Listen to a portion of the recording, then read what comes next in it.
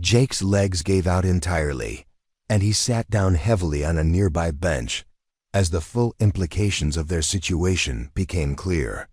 They had been conducting psychological warfare against disabled veterans while being observed by a decorated combat veteran with advanced special operations training. The power dynamic they had assumed to exist was not merely reversed, it was completely inverted in ways they had never imagined possible. Tyler's analytical mind was racing through the tactical assessment, recognizing that every advantage they had relied upon systematic planning, coordination, and psychological manipulation had been observed and cataloged by someone with professional expertise in exactly those areas. Their sophisticated harassment campaign had been amateur hour compared to the capabilities they were now facing. The maintenance job is excellent cover for intelligence gathering, Marcus continued, his tone conversational despite the devastating impact of his words. Janitors are invisible to most people, which provides unrestricted access to observe operations, document patterns, and analyze target behavior. It's actually superior to many civilian surveillance positions because the subjects never suspect. They're under observation. Brandon was struggling to process the revelation that his group's months of careful planning had been conducted under the scrutiny of someone whose military training made their amateur tactics transparent and predictable. Every sophisticated element of their harassment campaign, every calculated psychological attack, every carefully timed operation had been observed and analyzed by a professional who understood warfare at levels they couldn't begin to comprehend. What we have here, Marcus said, beginning to pace slowly in front of the three young men, is a classic asymmetric warfare situation. You've been conducting operations against disabled veterans using intelligence gathering, psychological manipulation, and ultimately physical assault. These are recognized military tactics that place you in the category of enemy combatants rather than civilian students. The pacing was deliberate, designed to demonstrate Marcus's complete control over the tactical situation, while forcing Brandon's group to track his movement and maintain defensive awareness. It was a technique he had learned during prisoner interrogations, where controlled movement by the interrogator created psychological pressure that often broke enemy resistance more effectively than direct intimidation. The problem with your operational security, Marcus continued, is that you assumed you were operating in a purely civilian environment where your primary threats would come from college, administrators, and campus security. You never conducted proper reconnaissance to identify potential opposition forces with advanced military capabilities. Tyler found his voice for the first time since Marcus had revealed his military background. "What do you want from us?" he asked, his analytical mind recognizing that negotiation was their only viable option. "We understand that you have significant advantages in this situation. What would constitute an acceptable resolution from your perspective?" Marcus appreciated Tyler's intelligence and tactical awareness. The young man had quickly grasped the reality of their position and was attempting to find a path forward that didn't result in complete destruction of their college, careers, and personal lives. It was the kind of strategic thinking that could be valuable if properly directed toward legitimate purposes. "Excellent question," Marcus replied, stopping his pacing to face Tyler directly. "Your group has demonstrated sophisticated operational capabilities that could be channeled toward positive purposes rather than systematic harassment of disabled veterans. The question is whether you're capable of fundamental behavioral modification, or whether you represent a persistent threat that requires permanent neutralization." The word neutralization carried implications that made all three young men visibly flinch. In military terminology, neutralizing enemy combatants could involve anything from capture and detention to complete elimination of their operational capabilities. Marcus's choice of language was designed to emphasize the seriousness of their situation while leaving room for alternative outcomes if they demonstrated genuine commitment to change.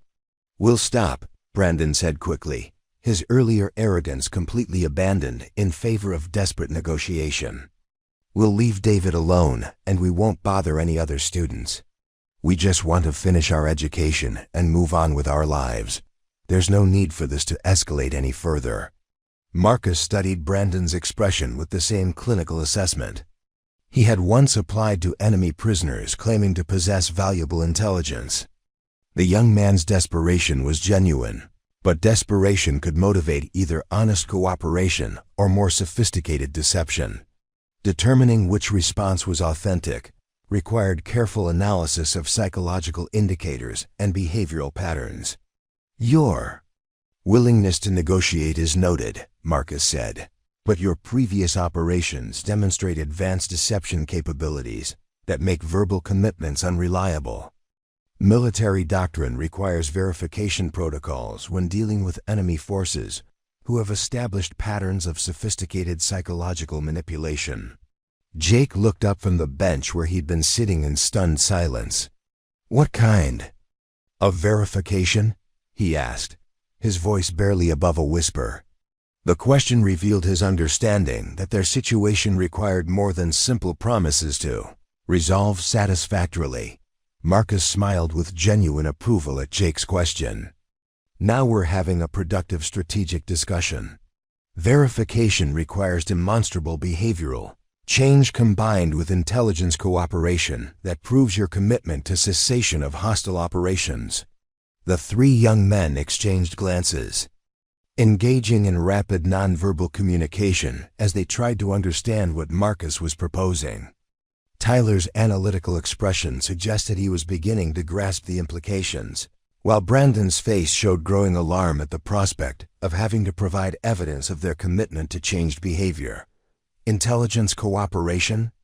Tyler asked carefully. "Do you want information about our previous operations?" "Comprehensive operational debrief," Marcus confirmed. "Target identification, tactical methodologies, intelligence sources, operational timelines, and assessment of damage inflicted on all victims, plus identification of any additional personnel involved in your harassment campaigns beyond your immediate team." The scope of what Marcus was requesting began to sink in, and Brandon's group realized that their complete cooperation would involve admitting to months of systematic harassment that could result in serious academic and potentially legal consequences. They were being asked to provide evidence that could be used against them by college authorities or law enforcement agencies. "And if we provide this intelligence cooperation," Tyler asked, "what assurances do we have about how the information will be used?" Marcus nodded approvingly at Tyler's negotiation skills. "You're asking about rules of engagement and treatment of cooperating enemy personnel." Reasonable question from someone demonstrating tactical intelligence. The pause that followed was filled with tension as Brandon's group waited to learn whether cooperation would provide them with protection or simply give Marcus additional weapons to use against them. Their entire future at Riverside Community College, and possibly their broader life prospects, hung in the balance of whatever arrangement could be negotiated in the next few minutes. "Here are the terms of engagement," Marcus said, his voice carrying the authority of someone accustomed to dictating conditions to defeated enemy forces. "Complete operational debrief within 72 hours, including written documentation of all harassment activities, target identification, and methodologies employed. Full cooperation and remediation efforts for victims, including financial compensation for medical expenses and academic support costs. And most importantly, immediate cessation of all hostile operations against any student on this campus." Brandon struggled to maintain some semblance of negotiating position despite his obviously weakened circumstances. "And in exchange for this cooperation, you'll what? Forget everything you observed? Pretend none of this happened?" Marcus shook his head slowly, the gesture carrying implications that made Brandon's remaining confidence evaporate entirely. "I don't forget operational intelligence, and I don't pretend that warfare didn't occur when it clearly did.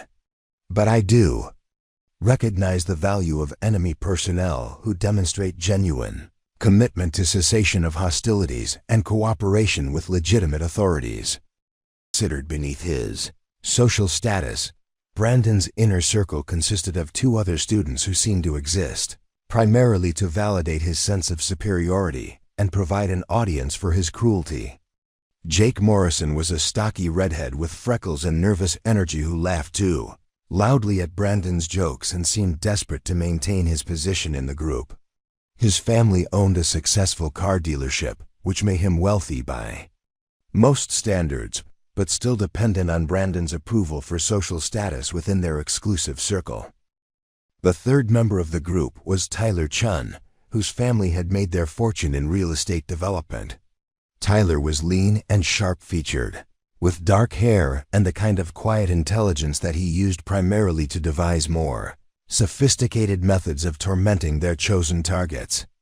While Brandon was the obvious leader and Jake was the eager follower, Tyler served as the strategist, the one who identified vulnerabilities and suggested ways to exploit them.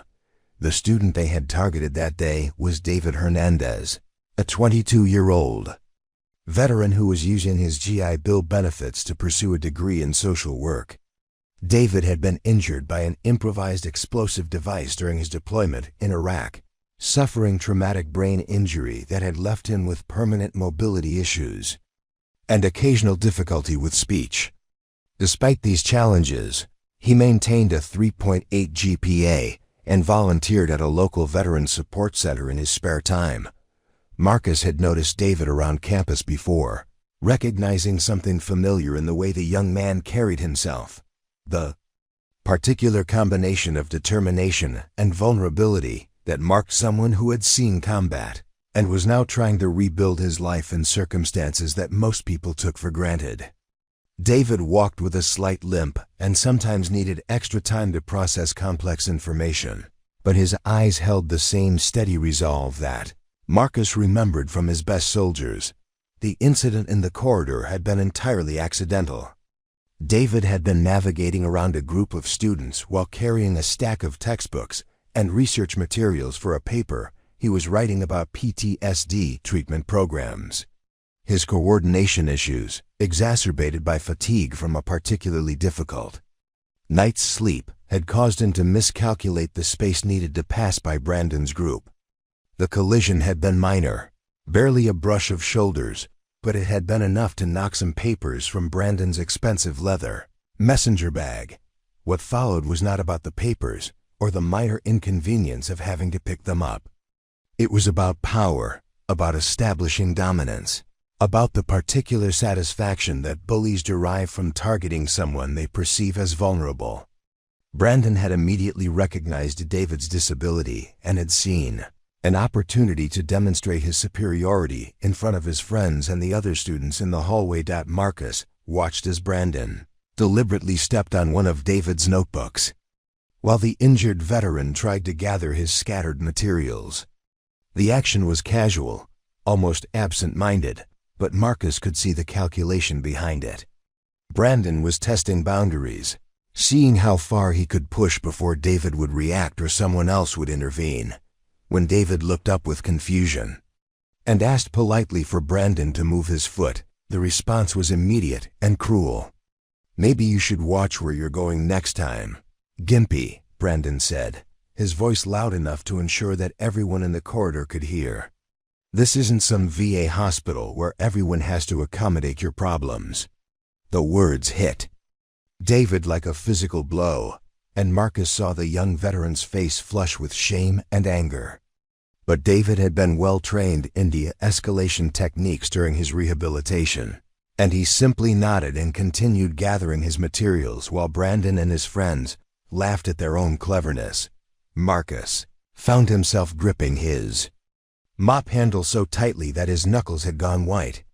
Every instinct developed through years of military leadership was screaming at him to intervene, to protect the vulnerable soldier who was being humiliated by these privileged children who had never faced a day of real hardship in their lives.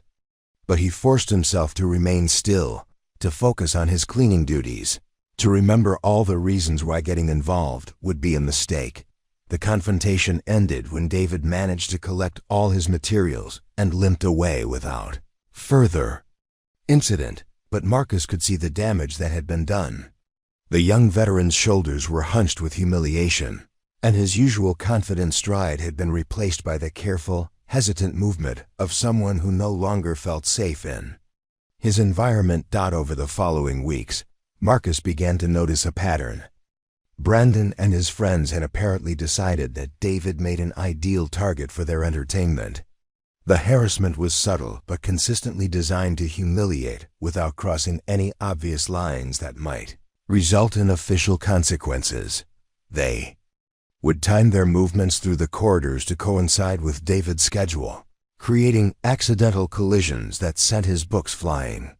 They made loud comments about disabled students getting special treatment whenever David received accommodations like extended time on exams or preferential seating in classrooms.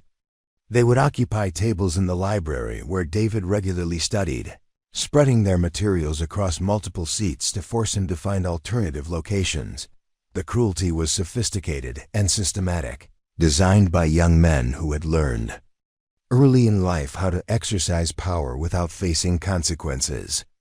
They understood that outright aggression might result in disciplinary action, but a campaign of subtle harassment and social exclusion could achieve the same psychological damage while maintaining plausible deniability.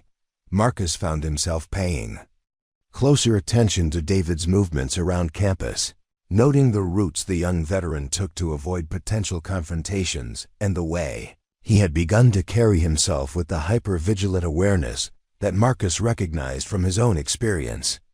With PTSD, David was clearly struggling, but he was also clearly determined not to let Brandon's group drive him away from his education. The maintenance work gave Marcus an excuse to be present in areas where the harassment typically occurred, and he began timing his cleaning schedules to coincide with David's class changes. He told himself that he was simply being observant, staying aware of potential problems that might affect the campus environment. He was responsible for maintaining, but the truth was more complicated. Marcus saw something of himself in David's struggle, and he was beginning to understand that his carefully constructed isolation might not be sustainable if it meant standing by while a fellow veteran was systematically tormented by people who had never served anything larger than their own egos. The breaking point was building slowly, day by day, incident by incident, as Marcus watched Brandon's group grow bolder in their harassment and David grow more withdrawn and defensive. Neither the bullies nor their victim had any idea that their conflict was being observed by someone whose military training had taught him to recognize patterns, assess threats, and respond with overwhelming force when the situation demanded it. The harassment escalated in both frequency and sophistication as October progressed into November. What had begun as opportunistic cruelty evolved into a calculated campaign designed to systematically destroy David's sense of safety and belonging. At Riverside Community College, Marcus observed it all from his position of invisible authority, his janitor's uniform providing the perfect camouflage for surveillance that his military training had made second nature. Brandon's group had refined their tactics with the precision of a military operation, though they lacked any understanding of honor or purpose beyond their own entertainment. They had studied David's schedule with meticulous attention to detail, mapping his routes between classes, identifying his preferred study locations, and noting the times when he was most vulnerable to their particular brand of psychological warfare. The library became their primary hunting ground. David had established a routine of studying at a corner table on the second floor, a location he had chosen because it offered clear sightlines to all approaches and positioned him near an emergency exit, a tactical consideration that Marcus recognized as classic PTSD-related hypervigilance. The table was positioned beneath a large window that provided natural light, and David had grown comfortable with the space over his first year at the college. Brandon's group discovered this routine within days of their initial confrontation. Their strategy was elegantly simple and brutally effective. They would arrive at the library shortly before David's usual study time and occupy the surrounding tables, creating a hostile environment that made concentration impossible without technically violating any library rules. Their presence was deliberately disruptive. Jake would tap his pen in irregular rhythms against his textbook, creating the kind of unpredictable noise that triggered hypervigilance responses in combat veterans. Tyler would engage in stage whispers with Brandon about special needs students and people who probably shouldn't be in college anyway, always speaking just loud enough for David to hear, but quietly enough to maintain plausible deniability. If confronted by library staff, Brandon himself would focus on more subtle psychological warfare. He would stare directly at David with the kind of predatory intensity that made the young veteran's combat-trained instincts scream danger. When David looked up from his books, Brandon would smile and wave with exaggerated friendliness, creating a dissonance between the obvious threat and the superficially benign gesture that left David questioning his own perceptions. The campaign extended beyond the library into every aspect of David's campus experience. The trio would position themselves near the elevators that David needed to use due to his mobility issues, creating situations where he would either have to wait for the next elevator or share a confined space with his tormentors. They would time their arrivals at the campus cafeteria to coincide with David's lunch breaks, occupying nearby tables and maintaining their performance of stage-whispered commentary and pointed stares. Marcus began to understand that he was witnessing something far more sophisticated than typical college bullying. Brandon's group was conducting what military strategists would recognize as a psychological operations campaign, designed to isolate their target, undermine his confidence, and ultimately drive him away from the college entirely. The fact that they had chosen to target a disabled veteran made their actions particularly reprehensible in Marcus's eyes. The psychological impact on David was becoming increasingly obvious to anyone who bothered to look. The young veteran who had walked with quiet confidence during his first year at Riverside was now moving through campus with the hypervigilant posture of someone expecting attack at any moment. His academic performance was beginning to suffer as his ability to concentrate deteriorated under the constant stress of harassment. Marcus had been mopping the floor outside the Veterans Counseling office when he overheard David speaking with Sarah Martinez, the college's Veterans Affairs coordinator. Through the partially open door, he could hear the frustration and exhaustion in the young man's voice as he tried to explain his situation without sounding paranoid or unstable. "They're not technically doing anything wrong," David was saying, his voice tight with controlled emotion. "They're not threatening me directly or preventing me from attending classes. But they're always there, always watching, always making comments just loud enough for me to hear. It's like they've decided to make my life miserable, and they're smart enough to do it in ways that won't get them in trouble." Sarah's response was sympathetic but limited by the realities of institutional bureaucracy. "I can document what you're telling me, David, and we can certainly keep an eye on the situation. But without witnesses to specific incidents or evidence of direct threats, there's limited action the college can take. Have you considered adjusting your schedule or study locations to avoid these encounters?" The suggestion, while practical, represented everything that was wrong with how institutions typically responded to systematic harassment. The victim was being asked to modify his behavior, to surrender his preferred spaces and routines, to accommodate the comfort of his tormentors. Marcus felt his jaw clench as he listened to David reluctantly agree to consider changing his patterns, effectively allowing Brandon's group to claim victory in their campaign of intimidation. That afternoon, Marcus observed the latest escalation in the harassment campaign. Brandon's group had apparently grown bored with their library tactics and decided to expand their operations to the campus courtyard, where David often ate lunch when the weather was pleasant. The three young men positioned themselves at a table directly across from David's usual spot, close enough to make their presence impossible to ignore, but far enough away to maintain their facade of coincidental proximity. Tyler had brought a football, which he and Jake began tossing back and forth in an apparent display of casual athletic activity. Their throws were deliberately erratic, sending the ball uncomfortably close to David's table and forcing him to flinch or duck as it passed overhead. Each near miss was followed by exaggerated apologies and laughter that made it clear the accidents were entirely intentional. Brandon served as the director of this performance, offering loud commentary on his friends' throwing accuracy and making observations about how some people are just naturally jumpy and maybe certain folks should eat inside if they can't handle a little outdoor activity. His voice carried the particular tone of manufactured innocence that Bullies perfected, designed to sound reasonable to casual observers while delivering maximum psychological impact to the intended target. Marcus watched from his position near the maintenance shed, ostensibly organizing cleaning supplies while actually maintaining surveillance on the situation. He could see David's hands trembling slightly as he tried to continue eating his sandwich, the young veteran's appetite clearly destroyed by the stress of the ongoing harassment.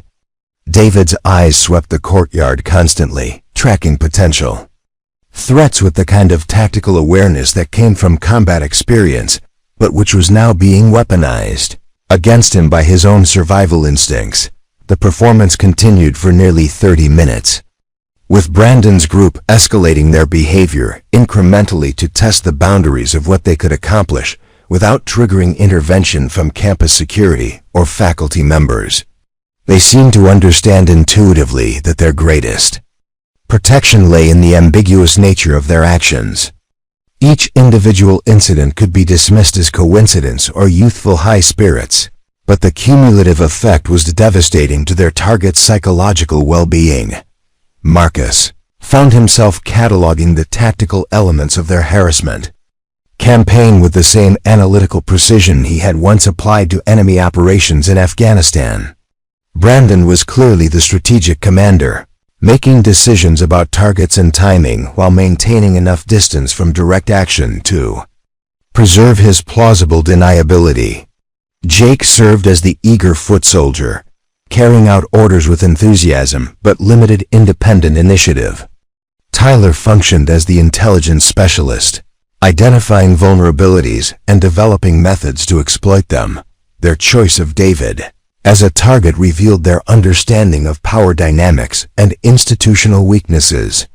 A disabled veteran was simultaneously vulnerable due to his physical limitations and protected by social expectations about respecting those who had served their country. By carefully avoiding any actions that could be clearly defined as disability harassment or threats against a veteran, they had found a way to conduct their campaign while minimizing their risk of official consequences. The systematic nature of their harassment demonstrated a level of planning and coordination that went far beyond typical college bullying. These were not impulsive acts of cruelty, but rather a sustained psychological warfare campaign conducted by privileged young men who had learned to use their social status and institutional knowledge as weapons against those they perceived as vulnerable. Marcus realized that he was witnessing something that demanded a response, not just as a fellow veteran or as someone with the training to intervene effectively, but as a human being who could not stand by while systematic cruelty was inflicted on someone who had already sacrificed so much in service to his country. Harassment reached a new level of calculated cruelty during the first week of December, when Brandon's group discovered that David participated in a weekly support group for student veterans.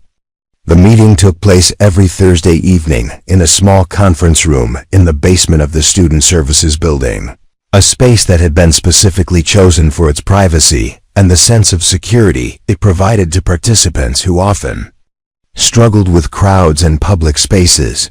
Marcus first became aware of this development when he arrived early for his evening shift and noticed Brandon, Jake, and Tyler loitering near the entrance to the Student Services building. Their presence was unusual. The building was typically empty during evening hours, except for the veterans support group and a few night classes held in adjacent rooms.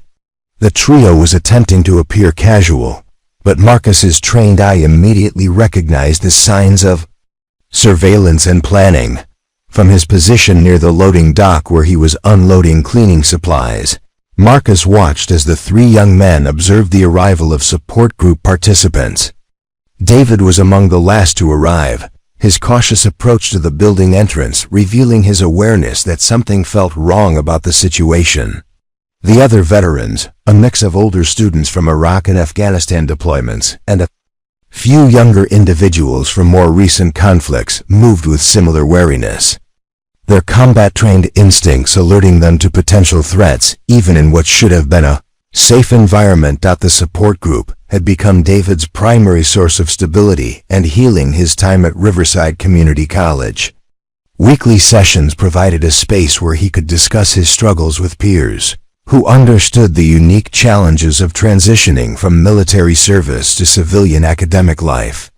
The group was facilitated by Dr. Jennifer Walsh, a clinical psychologist who specialized in veteran mental health and had created an environment where participants felt safe to explore their experiences with PTSD, survivor guilt, and the complex emotions that accompanied their readjustment to civilian society.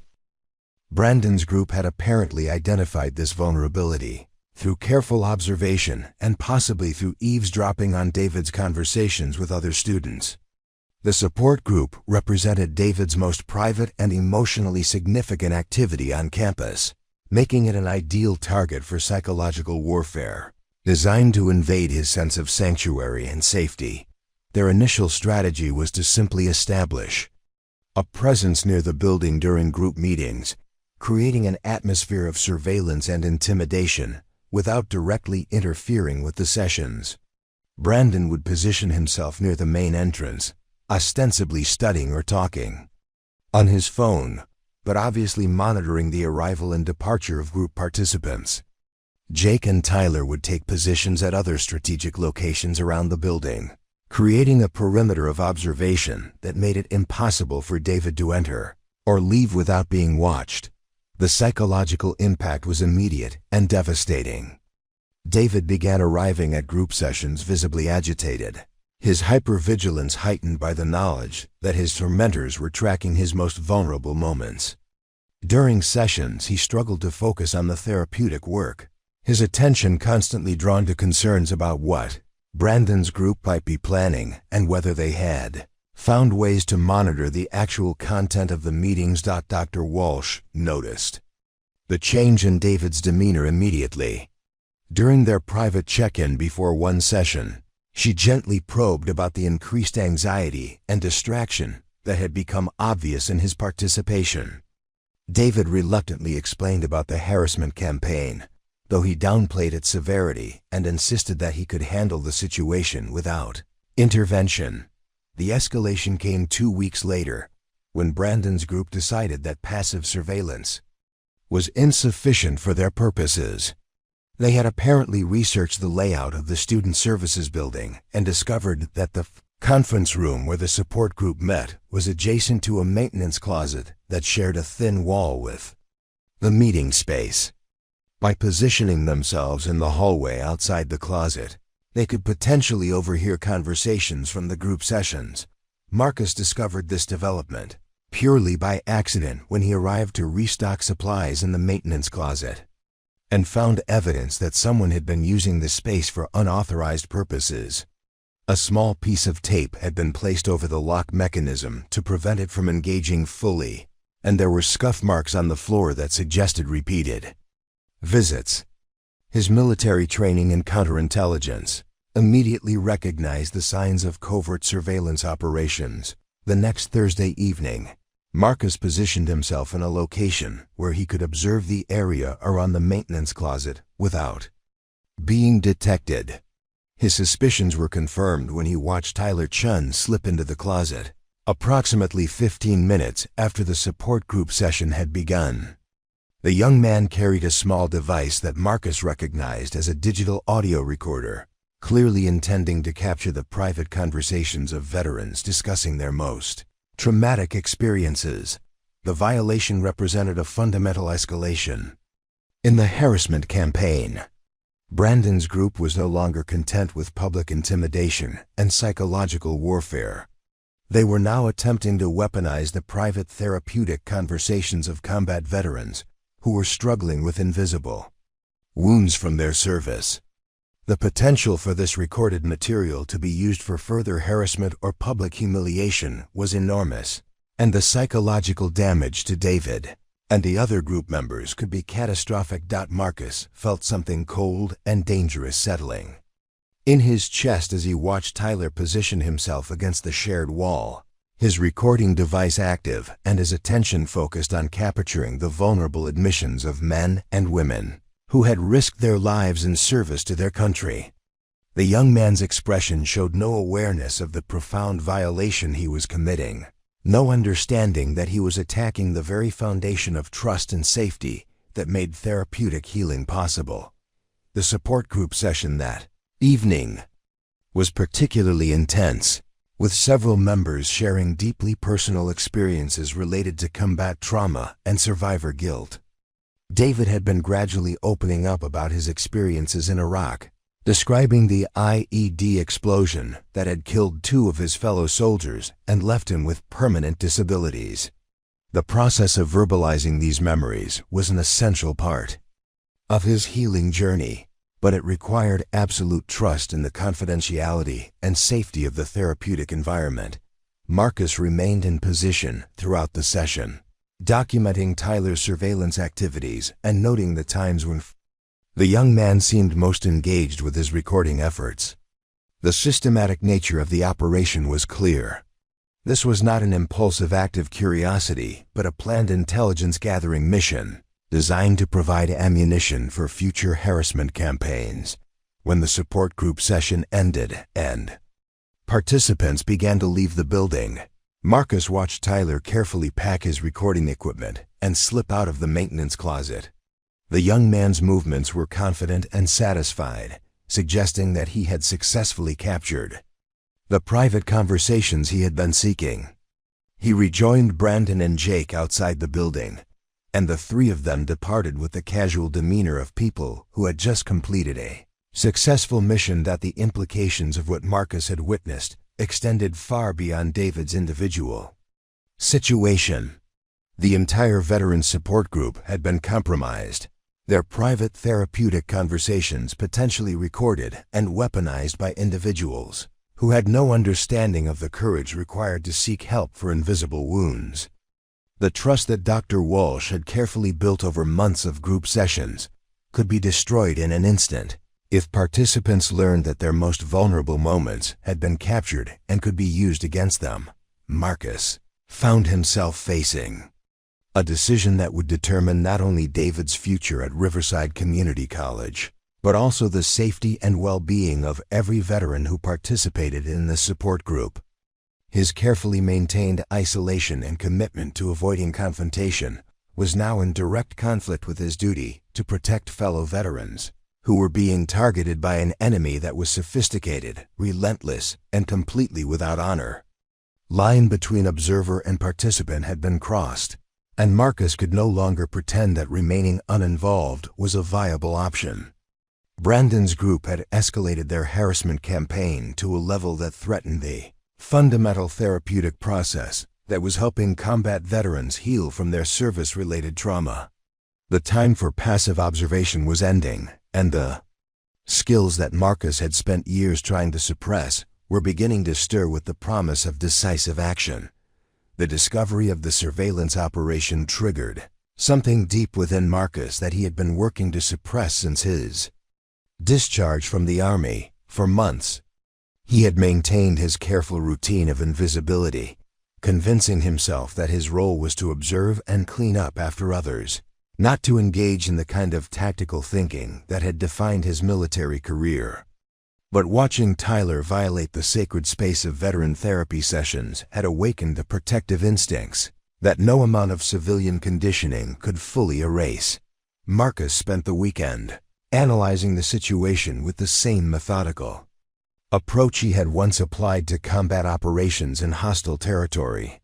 He mapped Brandon's group's patterns of movement, identified their preferred locations for harassment activities, and began to understand the sophisticated nature of their psychological warfare campaign. What he discovered was both impressive and disturbing. These were not impulsive bullies acting on random cruelty, but strategic operators conducting a sustained campaign with clear objectives and measured escalation. The audio recording represented a significant intelligence breakthrough for Brandon's group, providing them with intimate details about David's combat experiences, his ongoing struggles with PTSD, and his deepest fears about his ability to succeed in civilian life. The therapeutic conversations that Dr. Walsh had carefully facilitated were now potential weapons in the hands of people who had never experienced genuine hardship or understood the cost of military service. Marcus knew from his counterintelligence training that the recorded material would likely be analyzed and weaponized within days. Brandon's group would listen to the sessions, identify David's specific triggers and vulnerabilities, and then craft harassment tactics designed to exploit those psychological weak points with surgical precision. The young veteran's carefully constructed sense of safety and progress in healing would be systematically dismantled using his own words against him. The moral calculus that had kept Marcus on the sidelines was shifting rapidly. His commitment to avoiding confrontation had been based on protecting his own stability and maintaining the peaceful civilian life he had worked so hard to build. But that commitment was now in direct conflict with core values that ran much deeper than his personal comfort. The duty to protect fellow veterans, the obligation to stand against systematic abuse of power, and the fundamental principle that some lines should never be crossed. During his Monday evening shift, Marcus conducted his own surveillance operation, using his access to the building's maintenance areas to observe Brandon's group from concealed positions. His military training made him nearly invisible to the Faiwa. 3 young men, who had no experience with actual operational security, and were focused entirely on their target rather than potential observers. Marcus was able to document their activities with the kind of detail that would have impressed his old intelligence officers. The pattern that emerged was even more sophisticated than Marcus had initially realized. Brandon served as the operational commander, making strategic decisions about timing and target selection while maintaining enough distance from direct action to preserve his reputation and avoid official consequences. Jake functioned as the primary tactical operator, carrying out harassment activities with enthusiasm but limited independent judgment. Tyler had evolved into their intelligence specialist, gathering information about targets and developing psychological profiles that informed their attack strategies. Their approach to David's harassment showed clear evidence of the audio intelligence they had gathered from the support group session. On Tuesday, Jake positioned himself near David's usual study location and began discussing loudly with a friend about IED attacks in Iraq, using specific terminology and details that could only have come from David's private therapeutic disclosures. The conversation was designed to trigger David's trauma responses while maintaining plausible deniability about its targeted nature. Marcus watched David's reaction from across the library, noting the immediate physical responses that indicated severe psychological distress. The young veteran's hands began to shake, his breathing became rapid and shallow, and his eyes took on the hypervigilant scanning pattern that Marcus recognized from his own experience with combat-related triggers. David gathered his materials and left the library within minutes, his academic work abandoned in favor of seeking safety from the psychological assault. Wednesday brought an escalation that demonstrated the true malicious intelligence behind Brandon's campaign. Tyler had apparently researched the specific details of David's injury, learning that the IED explosion had occurred during a convoy escort mission in which David had been responsible for the safety of civilian contractors. The psychological weight of that responsibility and the knowledge that his momentary lapse in vigilance had contributed to the deaths of people under his protection was something David had only shared in the most confidential therapeutic settings. Brandon used this information with surgical precision during a staged encounter in the campus cafeteria. While David was eating lunch alone, Brandon arranged for Jake to approach his table with what appeared to be a casual question about a class assignment. During the conversation, Jake casually mentioned that he had been reading about convoy security procedures in Iraq and wondered whether David thought it was really hard to keep civilians safe when you're responsible for protecting them. The question was delivered with apparent innocence, but Marcus could see the devastating impact it had on David. The young veteran's face went pale. His hands began to tremble, and he struggled to maintain composure as memories of his worst failure were deliberately triggered by someone who had learned about them through violation of therapeutic confidentiality. David excused himself from the conversation and left the cafeteria, but not before Marcus observed the satisfied look that passed between Brandon and Tyler as they watched their carefully planned psychological attack achieve its intended effect. Systematic nature of the harassment was becoming clear to Marcus through his detailed observations. Brandon's group was conducting what military analysts would recognize as a comprehensive psychological operations campaign, designed to isolate their target, undermine his confidence, and ultimately drive him away from the college environment. They were using advanced intelligence gathering, coordinated tactical operations, and sophisticated understanding of psychological warfare principles. What made their campaign particularly insidious was their careful attention to maintaining plausible deniability while inflicting maximum psychological damage. Each individual incident could be dismissed as coincidence or casual conversation, but the cumulative effect was a sustained assault on David's mental health that was gradually destroying his ability to function in the college environment. Marcus found himself increasingly unable to maintain his stance of non-intervention. Every military principle he had ever learned about protecting fellow soldiers was being violated as he watched a disabled veteran being systematically tortured by privileged children who had never faced genuine hardship. The oath he had taken to defend against enemies foreign and domestic seemed to apply directly to the situation unfolding in front of him. Even though the battlefield was now a community college campus rather than a foreign combat zone, the internal conflict was becoming unbearable. Marcus's commitment to civilian life and peaceful resolution of conflicts was being challenged by a situation that demanded the kind of decisive action that had defined his military career. His carefully constructed identity as an invisible maintenance worker was incompatible with his deeper identity as a protector of those who could not protect themselves. Thursday evening brought the crisis to a head when Marcus observed Brandon's group preparing for another surveillance operation targeting the Veteran Support Group. Tyler was once again positioning himself to record the private therapeutic conversations, while Brandon and Jake established observation posts around the building perimeter. The violation of veteran confidentiality was about to be repeated, with potentially even more damaging intelligence being gathered for future harassment campaigns. Marcus realized that his period of observation and analysis was ending. The situation had escalated beyond the point where passive documentation could be justified, and his military training was providing clear tactical assessments of the threat level and appropriate response options. The enemy had revealed their capabilities, demonstrated their intentions, and shown complete disregard for rules of engagement that protected vulnerable populations. That the decision crystallized with the clarity that had always characterized Marcus's best moments as a military leader. The time for restraint had passed, and the situation now demanded the kind of precise, overwhelming response that would permanently neutralize the threat while minimizing collateral damage. Brandon's group had chosen to wage psychological warfare against disabled veterans, and they were about to discover that their chosen battlefield contained an enemy far more dangerous than anything they had imagined.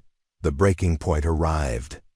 On a frigid Thursday morning in mid-December, when the first significant snowfall of the winter had transformed the Riverside Community College campus into a treacherous landscape of ice-covered walkways and slippery concrete steps, Marcus had arrived early to spread salt on the main pedestrian routes, a routine safety measure that had become second nature during his 18 months of employment at the college.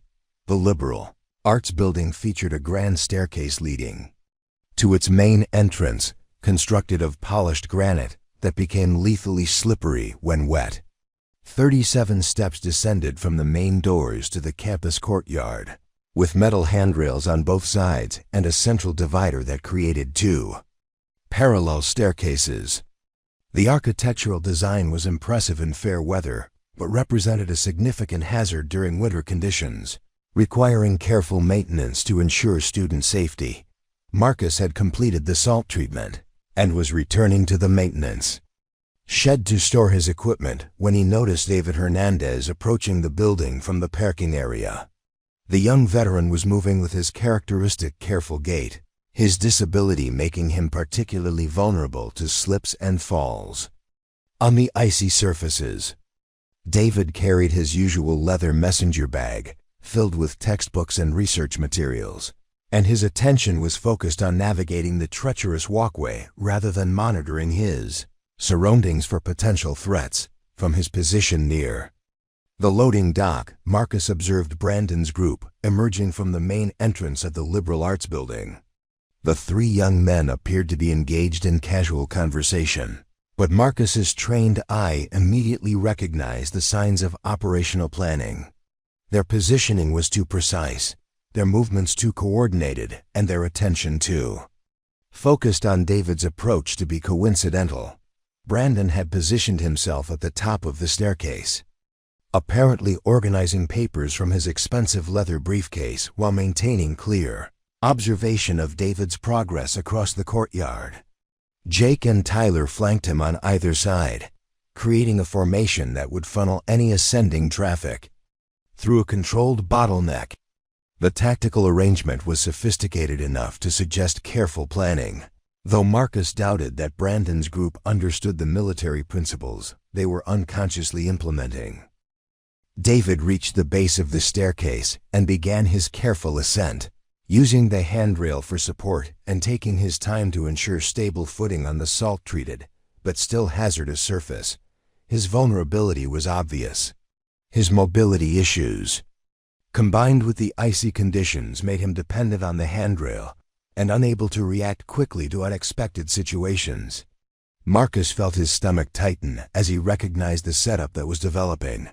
The attack, when it came, was swift and seemingly accidental.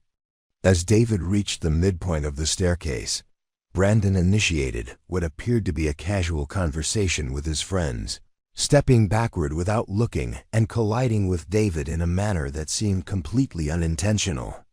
The impact was precisely calculated to exploit David's balance issues and his grip on the handrail, sending the young veteran tumbling backward down the granite steps. Marcus watched in horror as David fell, his body striking the stone steps with sickening thuds that echoed across the courtyard.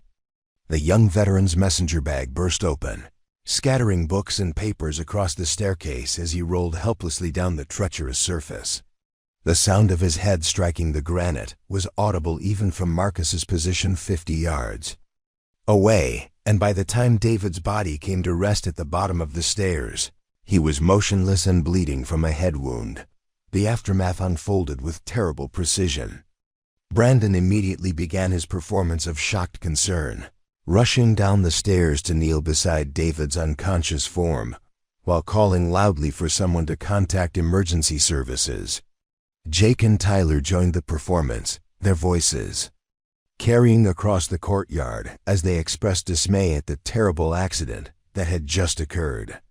Their acting was convincing enough to fool casual observers, but Marcus had seen the entire sequence from his position of concealment.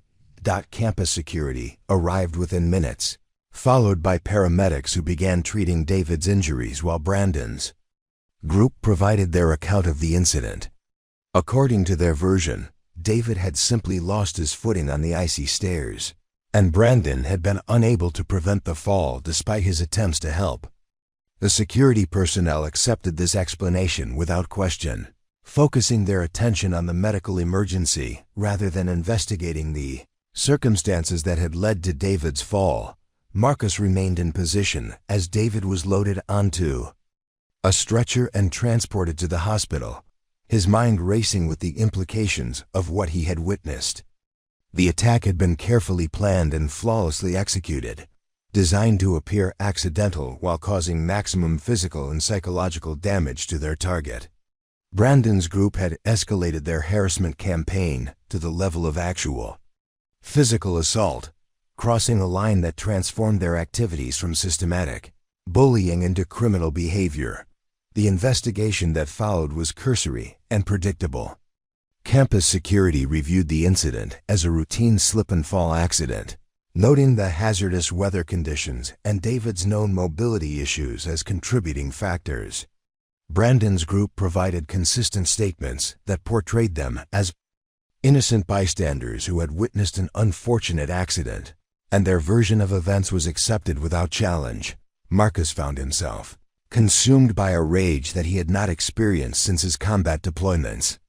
The systematic nature of the attack, the precision of its execution, and the casual aftermath in which Brandon's group continued their normal activities, as if nothing significant had occurred, represented everything he had learned to hate about. Enemies who attacked the vulnerable while hiding behind facades of innocence. The news of David's condition filtered through the campus community over the following days. The young veteran had suffered a severe concussion, multiple contusions, and a fractured wrist that would require surgery. More significantly, the psychological impact of the attack had triggered a severe PTSD episode that left him unable to return to classes for the remainder of the semester. The academic progress he had worked so hard to achieve was destroyed, and his participation in the Veterans Support Group was suspended indefinitely. Dr. Walsh visited Marcus during his evening shift 3 days after the incident, ostensibly to discuss maintenance needs for the student services building, but actually to express her concerns about David's condition and the circumstances surrounding his fall. Her professional demeanor could not completely conceal her suspicion that the accident had not been as random as the official report suggested. David was making remarkable progress in his therapy, she told Marcus as they stood in the hallway. Outside her office, he had developed real confidence in his ability to navigate the campus safely, and his academic performance was improving dramatically. This setback could undo months of healing, and I'm not sure he'll have the emotional resources to start over again. Marcus listened to her concerns while maintaining his role as a maintenance worker, but internally, he was conducting a tactical assessment of the situation. David's injury represented a successful mission for Brandon's group, achieving their apparent objective of driving him away from the college while avoiding any consequences for their actions. The young veteran's recovery would be measured in months or years, if it occurred at all, while his attackers continued their education without interruption. The injustice of the situation was compounded by the systematic nature of the harassment campaign that had led to the physical assault. Brandon's group had spent months gathering intelligence, identifying vulnerabilities, and planning operations designed to destroy David's ability to function in the college environment. The attack on the stairs was not an isolated incident, but the culmination of a sophisticated psychological warfare campaign that had now achieved its objectives through violence. Marcus's internal conflict reached a breaking point as he considered the broader implications of allowing Brandon's group to continue their operations unchallenged. David was not their only target, merely their most successful one. Other vulnerable students were likely being subjected to similar harassment campaigns, and the college's inadequate response to the escalating situation meant that future victims could expect similar treatment with similar lack of consequences for their attackers. The military principles that had guided Marcus's career were clear in situations like this. when diplomatic solutions failed and innocent people were being systematically harmed by hostile forces, overwhelming tactical response was not only justified, but required. The enemy had revealed their capabilities and intentions through their actions, and they had demonstrated complete disregard for rules of engagement that protected vulnerable populations. Marcus realized that his period of observation and restraint was ending. The situation had escalated beyond the point where passive documentation could be justified, and his training was providing clear assessments of threat levels and appropriate response options. Brandon's group had chosen to wage war against disabled veterans, and they were about to discover that their chosen battlefield contained an enemy far more dangerous and experienced than anything they had encountered in their privileged civilian lives. The transformation began in the maintenance shed behind the Liberal Arts Building at exactly 530 hours on Friday morning, December 18th. Marcus had spent the night analyzing intelligence, reviewing tactical options, and preparing for what his military training identified as a necessary intervention against hostile forces operating within his area of responsibility. The decision had crystallized with the clarity that always accompanied his transition from civilian to soldier, and now it was time to execute. Marcus stripped off his maintenance uniform and retrieved a black duffel bag from behind a row of cleaning supplies where it had remained hidden since his first day of employment at Riverside Community College. Inside were items he had never expected to need again: tactical clothing, specialized equipment, and tools that represented years of advanced military training. He dressed methodically, each piece of gear serving a specific purpose in the operation he was about to conduct. The tactical pants were reinforced at stress points and designed for silent movement, while the black long-sleeved shirt provided freedom of motion without the bulk of civilian clothing. Combat boots replaced his work shoes, their specialized soles designed for traction on various surfaces and silent approach to target positions. A tactical watch synchronized to military time replaced his civilian timepiece, and lightweight gloves protected his hands while maintaining dexterity for precise operations. The psychological transformation was even more profound than the physical one. Marcus felt the familiar settling of focus that had characterized his most successful military operations, a state of controlled aggression and tactical awareness that had kept him alive through dozens of combat missions. The maintenance worker, who had spent months observing and documenting, was being replaced by the Army Ranger, who had led special operations against sophisticated enemies in hostile territory. His first objective was intelligence confirmation. Brandon's group had established predictable patterns of behavior that made surveillance relatively straightforward. But Marcus needed current intelligence about their planned activities and positioning before initiating contact. He moved through the pre-dawn campus with the silent efficiency that had once made him legendary among his fellow Rangers, using shadows and concealment to maintain invisibility while gathering information. Brandon's expensive sports car was parked in its usual location in the premium student parking area, confirming his presence on campus despite the early hour. Jake's truck occupied a nearby space, while Tyler's sedan was positioned to provide quick exit routes, a detail that suggested some level of operational awareness, though nothing approaching military standards. Marcus noted the positions and conducted a brief reconnaissance of each vehicle, gathering intelligence about potential escape routes and tactical considerations. The Liberal Arts Building was nearly empty at this hour, with only a few faculty members and early arriving students moving through the corridors.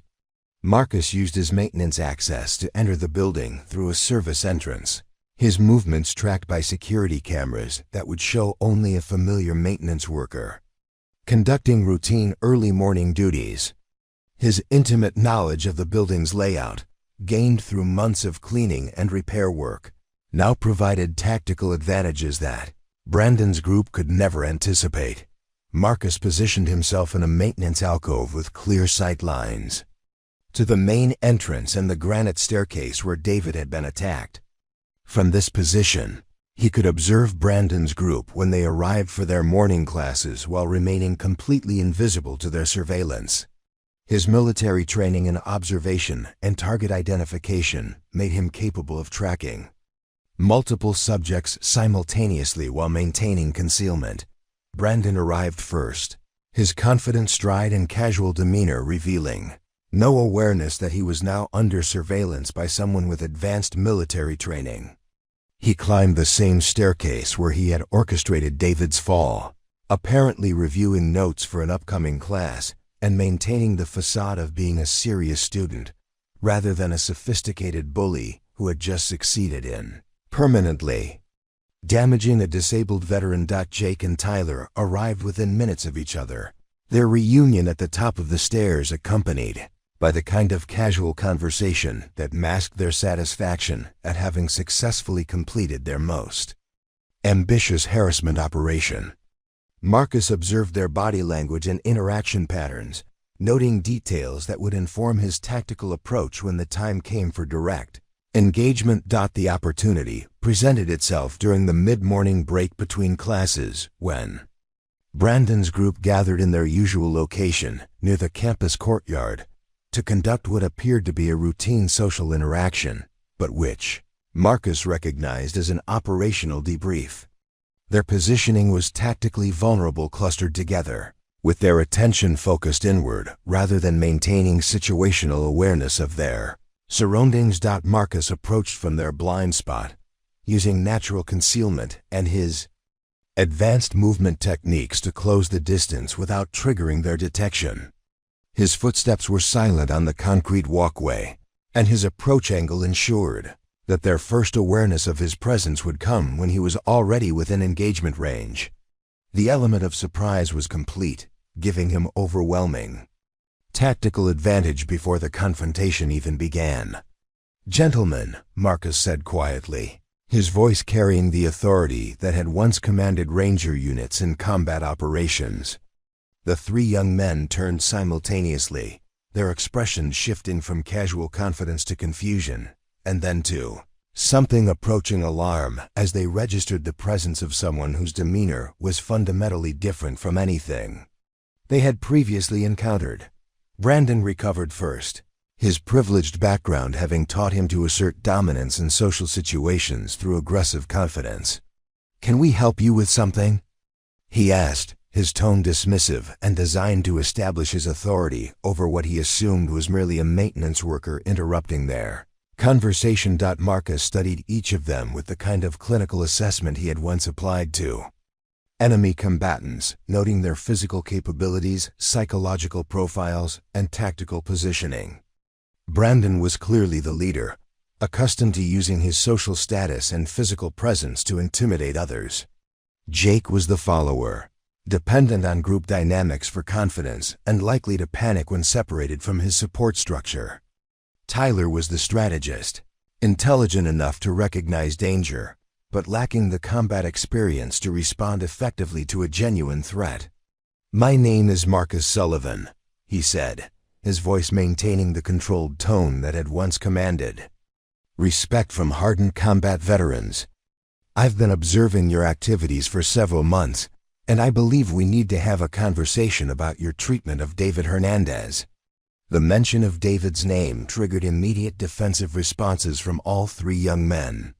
Brandon's jaw tightened with anger at being confronted about what he clearly considered his private business. Jake's eyes darted nervously between Marcus and his friends, seeking guidance about how to respond to this unexpected challenge.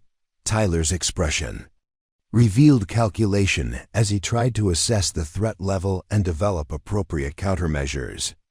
"I don't know what you're talking about," Brandon replied, his voice carrying the practiced innocence that had protected him from consequences throughout his privileged life. "David had an accident on the stairs. We were witnesses, and we tried to help him. I don't appreciate your implication that we were somehow responsible for what happened." Marcus nodded slowly, recognizing the performance but also noting the subtle tells that revealed Brandon's awareness of his guilt. The young man's breathing had quickened slightly. His pupils were dilated with stress hormones, and his stance had shifted into a more defensive posture. These were physiological responses that Marcus had learned to read during interrogations of enemy combatants, and they confirmed what he already knew about Brandon's role in David's attack. "I saw what happened," Marcus said simply, his words carrying implications that made all three young men stiffen with alarm. "I observed the entire operation from beginning to end. The positioning, the timing, the execution was quite sophisticated. For amateur operators, you should be proud of your tactical coordination." The silence that followed was profound, filled with the kind of tension that Marcus remembered from pre-combat briefings, when soldiers realized that their mission had taken on life-or-death significance.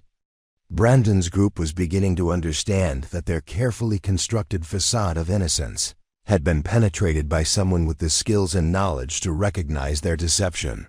Marcus allowed the silence to extend, using psychological pressure techniques that had proven effective in breaking enemy resistance during his military career. He could see the doubt and fear beginning to undermine their confidence as they struggled to understand how their perfect crime had been detected, and what consequences they might now face from someone who clearly operated according to different rules than the college administrators they had successfully deceived. "You're insane," Brandon said, his voice cracking slightly as he tried to maintain his facade of confident denial. "You're just some janitor making wild accusations. We don't have to listen to this conspiracy theory nonsense." Marcus remained perfectly still, his expression unchanged as he absorbed Brandon's attempt to dismiss him. In combat zones, he had learned to recognize the difference between genuine confidence and desperate bravado, and Brandon's response fell clearly into the latter category. The young man's defensive posture, elevated heart rate, and increasingly aggressive tone were classic indicators of someone whose psychological defenses were beginning to crumble under pressure. "Conspiracy theory," Marcus repeated thoughtfully, as if considering the phrase for the first time. "That's an interesting choice of words. It suggests you believe multiple people would need to be involved to explain what happened to David. But I'm describing what I personally observed, not theorizing about anything." Jake shifted nervously from foot to foot, his eyes darting between Marcus and Brandon as he struggled to understand the dynamic that was developing. His role as the follower made him particularly vulnerable to psychological pressure, since his confidence depended entirely on Brandon's ability to control the situation. Marcus could see the doubt beginning to form in Jake's expression as he realized that their leader might not be able to handle this unexpected confrontation. Tyler remained silent, but his analytical mind was clearly working to assess the threat and develop potential responses. Marcus recognized the type from his military experience as the intelligent operator, who stayed calm under pressure and looked for tactical advantages while others panicked. Tyler would be the most dangerous of the three if the situation escalated to physical confrontation, but he was also the most likely to recognize when resistance was futile. "Here's what I observed," Marcus continued, his voice maintaining the same controlled tone that had once briefed special operations teams before high-stakes missions. "Thursday morning, December 15th, approximately 0847 hours. You positioned yourself at the top of the granite staircase, leading to the Liberal Arts Building main entrance, with Jake and Tyler flanking your position to create a funnel effect for ascending traffic." Brandon's face went pale as Marcus began recounting specific details with military precision. The use of exact times and tactical terminology was clearly having the intended psychological impact, demonstrating a level of observation and analysis that went far beyond casual witness testimony. David Hernandez approached from the parking area, moving cautiously due to icy conditions and his mobility limitations. You maintained visual contact with his progress while appearing to organize materials from your briefcase. When he reached the midpoint of the staircase, you initiated backward movement without visual confirmation of clearance, creating what appeared to be an accidental collision. Marcus paused, allowing the detailed reconstruction to sink in before continuing. The impact was precisely calculated to exploit David's balance issues and his dependence on the handrail for stability. The angle and force of contact were sufficient to send him tumbling down 37 granite steps, resulting in severe head trauma, multiple contusions, and a fractured wrist requiring surgical intervention. The specificity of Marcus's account was having a devastating effect on Brandon's group. Jake's nervous fidgeting had escalated to visible trembling, while Tyler's analytical expression had been replaced by something approaching fear. Brandon himself was struggling to maintain his aggressive posture as he realized that his carefully planned attack had been witnessed and documented by someone with professional-level observation skills. "You're describing an accident," Brandon said, but his voice lacked conviction. "Even if you saw what happened, which I doubt, you're interpreting normal movements as some kind of deliberate attack. That's paranoid thinking, and no one would believe your version over ours." Marcus nodded slowly, as if acknowledging Brandon's point while simultaneously undermining it. "You're correct that interpretation matters. Which is why I also documented the intelligence gathering operation that preceded the physical assault. Tyler's surveillance of the veteran support group meetings, including his use of digital recording equipment to capture private therapeutic conversations, provided the psychological profiles necessary to target David's specific vulnerabilities." Tyler's composure finally cracked at the mention of his covert surveillance activities. His face flushed red with shock and alarm as he realized that his most secretive operations had been observed and analyzed by someone with professional counterintelligence capabilities. The recording sessions he had conducted in complete confidence were now evidence of a systematic harassment campaign that had escalated to physical violence. The audio intelligence you gathered was then weaponized in subsequent harassment operations. Marcus continued, his clinical tone making the words even more damaging. Jake's discussion of IED attacks in Iraq, using specific terminology and details that could only have come from David's private therapeutic disclosures, represents a sophisticated psychological warfare operation designed to trigger combat-related trauma responses. Jake's trembling had intensified to the point where he could barely stand upright. The revelation that his seemingly casual conversations had been identified as deliberate psychological attacks was destroying his self-image as merely a follower who occasionally participated in harmless pranks. Marcus could see the young man beginning to understand the true nature of the campaign he had been supporting. "This is all speculation and paranoia," Brandon said desperately, but his voice carried none of its former authority. "You can't prove any of these conspiracy theories, and even if someone believed your wild interpretations, there's no law against having conversations or walking upstairs. We haven't done anything wrong." Marcus allowed a slight smile to cross his face, the expression carrying implications that made all three young men step backward instinctively.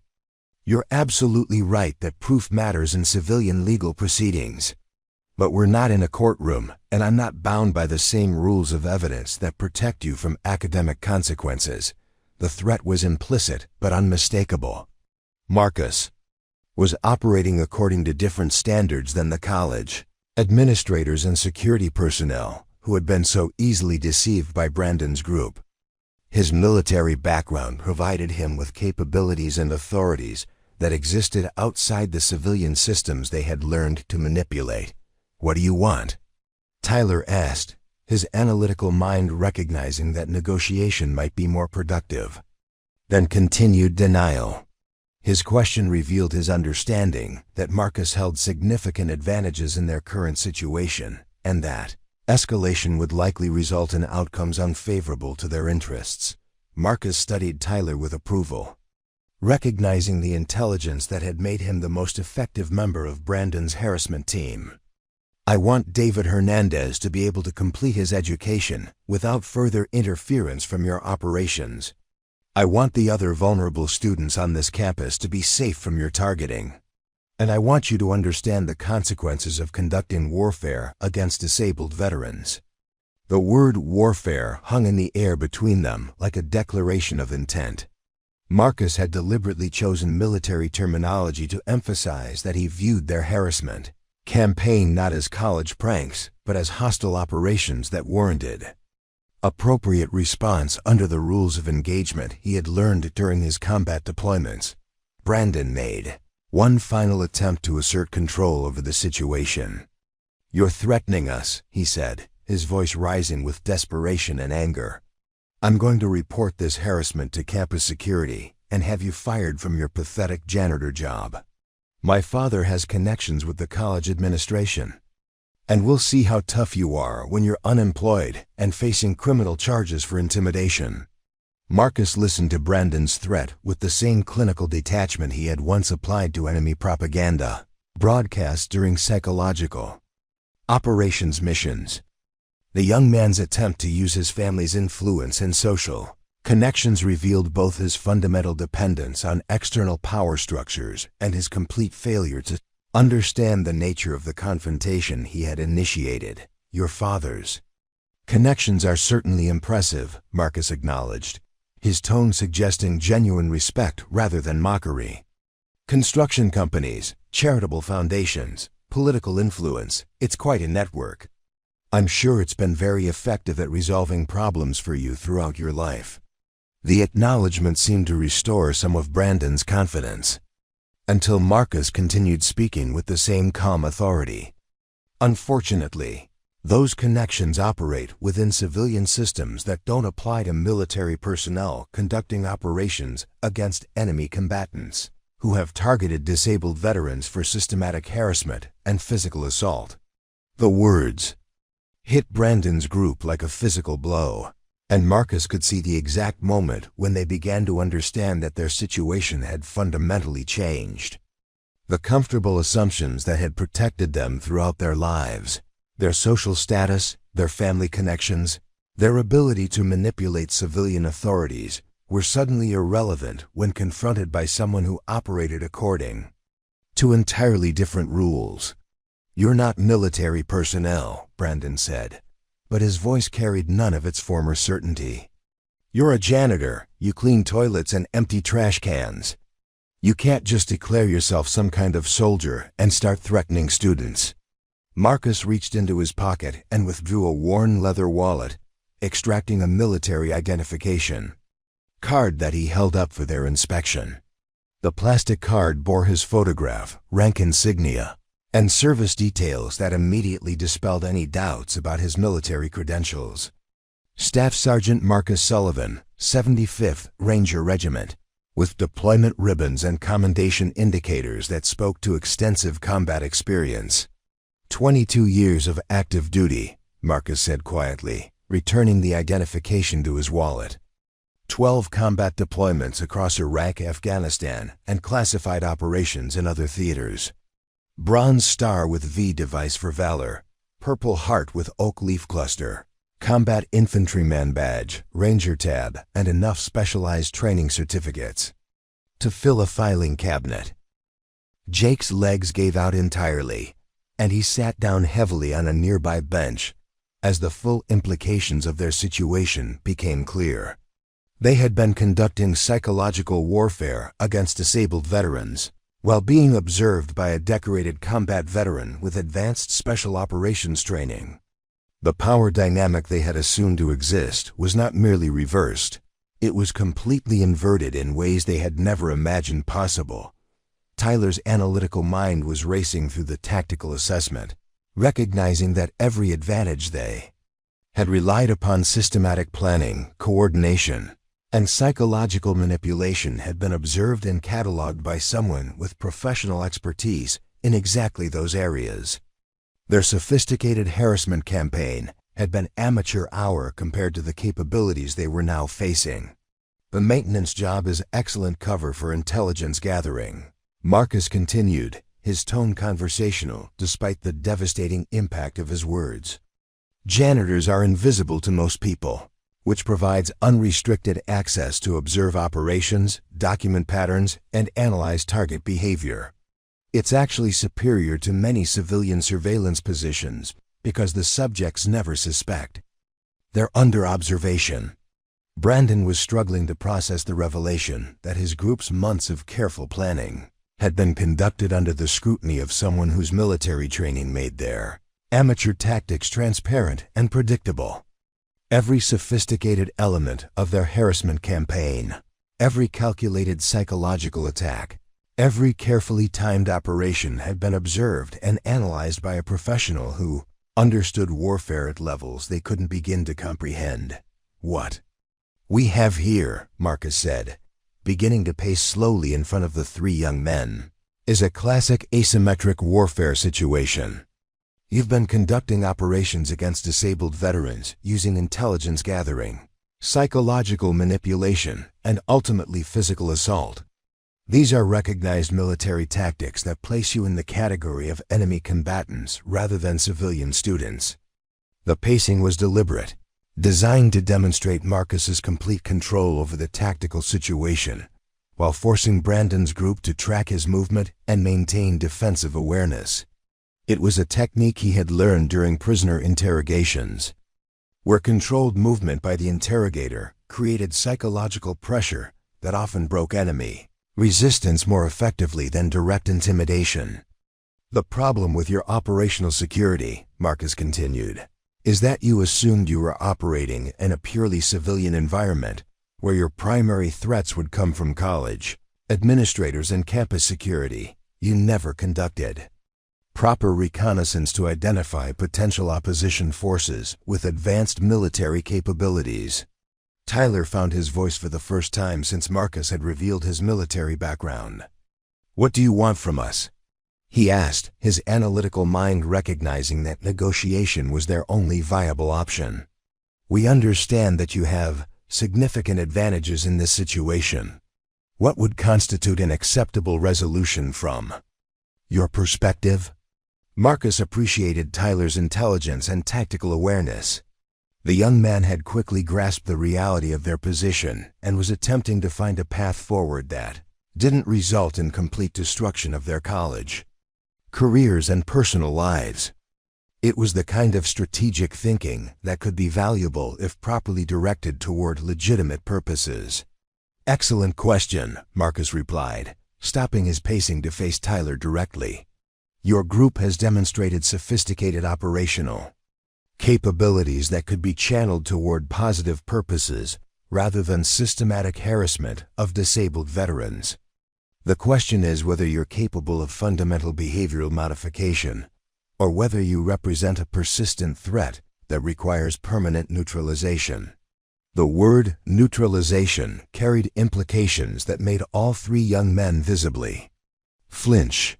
In military terminology, neutralizing enemy combatants could involve anything from capture and detention to complete elimination of their operational capabilities.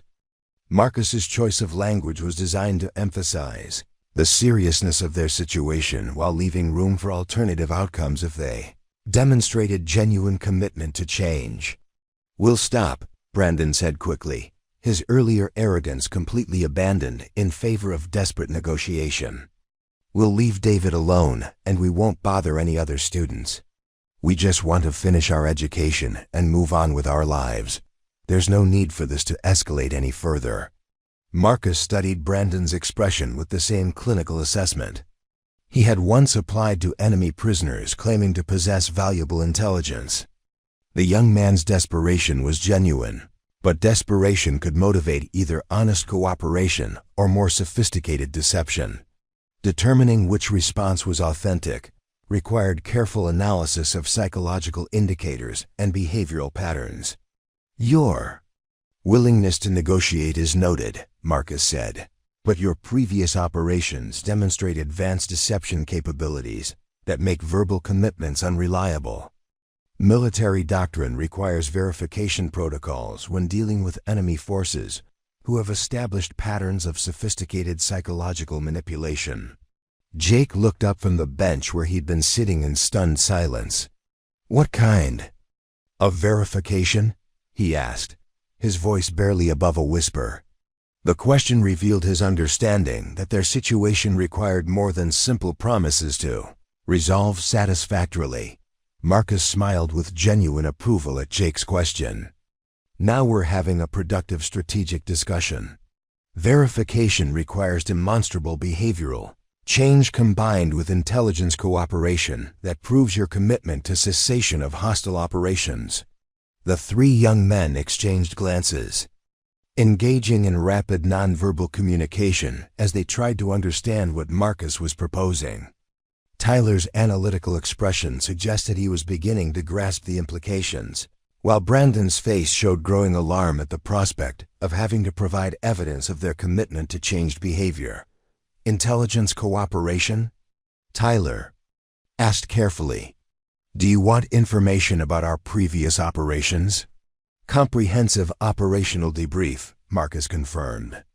"Target identification, tactical methodologies, intelligence sources, operational timelines, and assessment of damage inflicted on all victims, plus identification of any additional personnel involved in your harassment campaigns beyond your immediate team." The scope of what Marcus was requesting began to sink in, and Brandon's group realized that their complete cooperation would involve admitting to months of systematic harassment that could result in serious academic and potentially legal consequences. They were being asked to provide evidence that could be used against them by college authorities or law enforcement agencies. "And if we provide this intelligence cooperation," Tyler asked, "what assurances do we have about how the information will be used?" Marcus nodded approvingly at Tyler's negotiation skills. "You're asking about rules of engagement and treatment of cooperating enemy personnel." Reasonable question from someone demonstrating tactical intelligence. The pause that followed was filled with tension as Brandon's group waited to learn whether cooperation would provide them with protection or simply give Marcus additional weapons to use against them. Their entire future at Riverside Community College, and possibly their broader life prospects, hung in the balance of whatever arrangement could be negotiated in the next few minutes. "Here are the terms of engagement," Marcus said, his voice carrying the authority of someone accustomed to dictating conditions to defeated enemy forces. "Complete operational debrief within 72 hours, including written documentation of all harassment activities, target identification, and methodologies employed. Full cooperation and remediation efforts for victims, including financial compensation for medical expenses and academic support costs. And most importantly, immediate cessation of all hostile operations against any student on this campus." Brandon struggled to maintain some semblance of negotiating position despite his obviously weakened circumstances. "And in exchange for this cooperation, you'll what? Forget everything you observed? Pretend none of this happened?" Marcus shook his head slowly, the gesture carrying implications that made Brandon's remaining confidence evaporate entirely. "I don't forget operational intelligence, and I don't pretend that warfare didn't occur when it clearly did. But I do recognize the value of enemy personnel who demonstrate genuine commitment to cessation of hostilities and cooperation with legitimate authorities." Tyler leaned forward, his analytical mind working to understand the precise parameters of what Marcus was offering. "You're saying that cooperation wouldn't eliminate consequences, but it might influence how those consequences are implemented." "Correct." "Assessment," Marcus replied with professional respect for Tyler's tactical understanding. "Military justice operates on principles of accountability balanced against the strategic value of cooperation. Your group has demonstrated sophisticated capabilities that could be redirected toward positive purposes, but only after complete acknowledgement of previous hostile operations and verification of commitment to behavioral change." Jake looked up from the bench where he had been sitting in stunned silence throughout the negotiation. "What about David? Will he be told about our involvement in what happened to him?" The question revealed Jake's understanding that their deception had been successful with everyone except Marcus. and that exposure of their role in David's assault could result in criminal charges rather than merely academic consequences. His concern was legitimate. The difference between college disciplinary action and criminal prosecution for assault could determine the entire trajectory of their adult lives. David Hernandez deserves to know the truth about what happened to him, Marcus said, his tone carrying the moral authority of someone who had spent years protecting fellow soldiers in combat zones. The young man has been blaming himself for the accident, questioning his own capabilities, and wondering whether his disabilities made him inherently unsafe in normal campus environments. That psychological damage is as significant as his physical injuries. Brandon made one final attempt to assert some control over the negotiation. If you tell David what really happened, he could press charges against us. This could destroy our futures over what was essentially a college prank that got out of hand. Marcus studied Brandon with the same clinical detachment he had once applied to enemy combatants who attempted to minimize their crimes during interrogation. You're describing the systematic harassment of a disabled veteran, followed by premeditated assault resulting in serious physical injury and psychological trauma, as a college prank that got out of hand? The question hung in the air like an indictment, forcing Brandon to confront the true nature of his actions without the comfortable rationalizations that had allowed him to justify months of sophisticated cruelty. Marcus could see the exact moment when the young man began to understand that his privileged background had not prepared him to face genuine consequences for serious misconduct. "We never intended for him to get seriously hurt," Brandon said desperately. "It was supposed to be just enough to make him reconsider whether college was the right choice for him. We thought he would transfer to a different school or maybe take a break from his studies."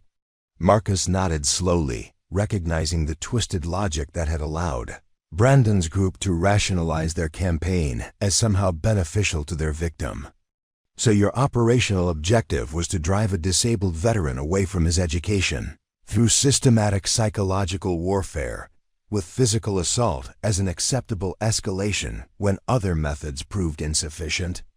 The clinical restatement of their activities in military terminology stripped away any remaining pretense that their actions had been motivated by anything other than sophisticated cruelty.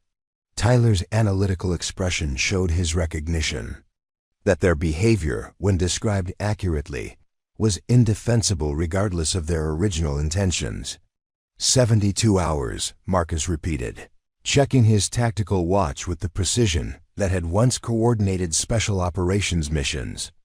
Written operational debrief, complete victim identification, and initial remediation proposals. Failure to comply will result in a complete intelligence package being forwarded to college administration, campus security, local law enforcement, and David Hernandez personally. The scope of potential exposure was overwhelming, representing the destruction of everything Brandon's group had worked to protect throughout their harassment campaign. Their carefully constructed facades of innocence would be replaced by documented evidence of systematic cruelty that could follow them for the rest of their academic and professional careers. "How do we know you won't use the information against us, even if we cooperate?" Jake asked, his voice revealing the desperation of someone who understood that they had no viable alternatives but still hoped for some form of protection. Marcus considered the question with the same tactical assessment he had once applied to enemy personnel seeking terms for surrender. "You don't have assurances beyond my professional word as a non-commissioned officer who has never violated the terms of any agreement made with cooperating enemy forces during 22 years of military service." The answer was both reassuring and terrifying, offering Brandon's group the protection of Marcus's military honor while emphasizing that they were now completely dependent on the integrity of someone they had never bothered to understand before. Launching their harassment campaign against his fellow veteran, Tyler stood up slowly, his movement careful and deliberate as he faced the reality of their situation. "We accept your terms," he said quietly, speaking for the group with the authority of someone who recognized that further resistance was both futile and potentially catastrophic. Brandon started to object, but Tyler cut him off with a sharp gesture. "We don't have choices here," he said firmly. "We operated against someone we should have left alone, and now we're facing consequences from someone with capabilities we never anticipated. Cooperation is our only viable option." Marcus appreciated Tyler's tactical assessment and decision-making under pressure. The young man had quickly grasped the reality of their strategic position and was demonstrating the kind of leadership that could be valuable if properly directed toward legitimate purposes rather than systematic harassment of vulnerable students. "Excellent tactical decision," Marcus said with genuine professional respect. "Your group's operational capabilities, properly channeled, could contribute positively to the campus community rather than undermining the safety and well-being of disabled veterans." Jake stood up from the bench, his legs still unsteady, but his expression showing determination to follow Tyler's lead in accepting the terms of their surrender. "What happens after 72 hours? Assuming we provide everything you're requesting, what's our status going forward?" Marcus smiled slightly, recognizing Jake's question as evidence of strategic thinking about long-term consequences rather than merely immediate crisis management. "Cooperating enemy personnel who demonstrate genuine commitment to cessation of hostilities and positive contribution to community safety typically transition from enemy combatant status to probationary civilian status under continued observation." The terminology was both encouraging and sobering, offering Brandon's group a path forward while emphasizing that their behavior would be subject to ongoing scrutiny by someone with professional-level surveillance capabilities. Their comfortable assumption of invisibility and impunity had been permanently shattered, replaced by awareness that sophisticated opposition forces were always potentially present in environments they had assumed to be safe for their operations. Brandon finally spoke, his voice carrying none of its former arrogance or authority. "We understand the terms and accept them completely. 72 hours for complete operational debrief and initial remediation proposals. No further hostile operations against any student on campus. Full cooperation with any requirements you establish going forward." Marcus nodded with the satisfaction of someone who had successfully completed a complex negotiation with enemy forces while achieving all primary objectives. Brandon's group had been neutralized as a threat to David and other vulnerable students. Their sophisticated harassment capabilities had been documented and could be monitored going forward, and they had committed to positive contribution rather than continued predation.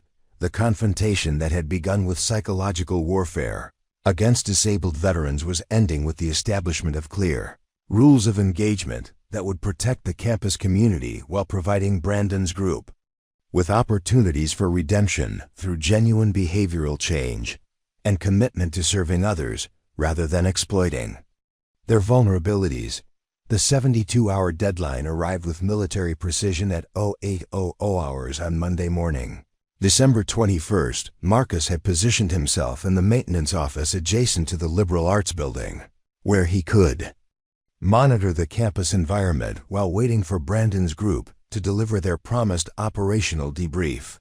The weekend had passed without incident, though Marcus had maintained discreet surveillance to ensure that no additional harassment activities were being conducted against David or other vulnerable students. At exactly 0800, Tyler Chun approached the maintenance office carrying a thick manila envelope and a laptop computer. His appearance was markedly different from the confident strategist who had helped orchestrate months of sophisticated harassment campaigns.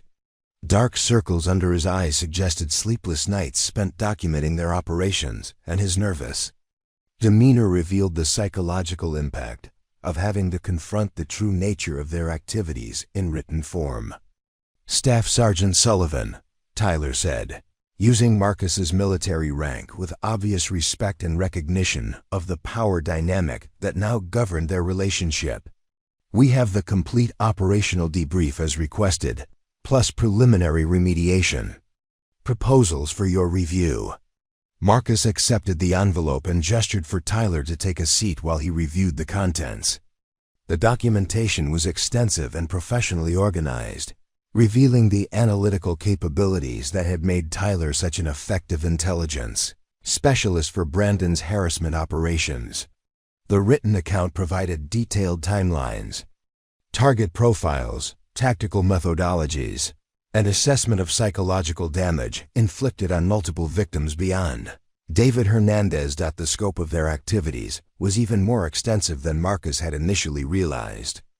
Brandon's group had been conducting systematic harassment campaigns against 7 different students over the course of 2 academic semesters, with David representing their most successful operation rather than their only target. The other victims included a female student with social anxiety disorder, a male student with Asperger's syndrome, and several international students whose cultural differences had made them vulnerable to sophisticated psychological manipulation. This is comprehensive intelligence, Marcus said after reviewing the initial sections of the report. Your documentation standards would meet military briefing requirements for operational analysis. How did Brandon and Jake respond to the requirement for complete disclosure? Tyler's expression revealed the internal conflicts that had emerged within their group as the full implications of their activities became clear through the documentation process. Brandon initially wanted to minimize our involvement and focus on presenting everything as harmless pranks that accidentally caused more damage than intended. Jake was primarily concerned about criminal liability and wanted to avoid admitting to anything that could be used as evidence against us in legal proceedings. Marcus nodded, recognizing the predictable responses from individuals who had never faced genuine accountability for their actions. And your assessment of their commitment to cessation of hostile operations? Brandon is genuinely frightened by the consequences he's now facing, Tyler replied honestly. His entire identity has been built around his ability to manipulate situations and people without facing serious repercussions. Having someone with your capabilities document his activities has fundamentally challenged his sense of security and control.